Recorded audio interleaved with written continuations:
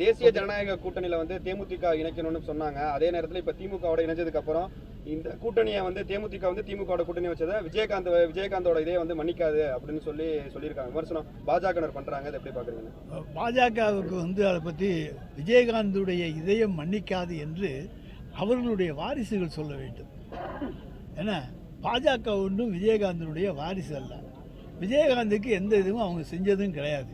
எனவே விஜயகாந்த், அதாவது 2016 விஜயகாந்த் அன்றைய திராவிட திமுக கூட்டணிக்கு வர வேண்டிய சூழ்நிலை இருந்தது.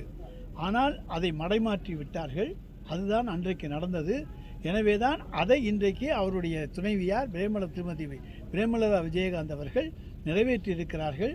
நிச்சயமாக விஜயகாந்த் இன்றைக்கு அவருடைய ஆவி ஆத்மா எதுவாக நீங்கள் சொன்னாலும் அது இந்த கூட்டணியை வாழ்த்தும், வரவேற்றும்.